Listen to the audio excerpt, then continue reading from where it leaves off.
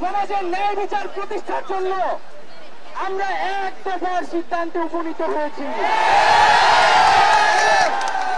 এই সরকার কোনোভাবে আর 1 মিনিটও ক্ষমতায় থাকার শেখ হাসিনা বলেছেন গণভবনের দরজা খোলা আছে।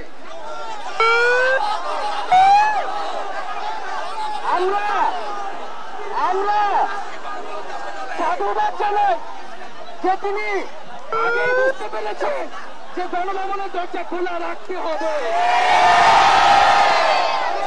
যাওয়ার সময় হচ্ছে, দরজা খুলে অপেক্ষা করুন। আমরা আপনাকে উৎখাত করার জন্য আসবো।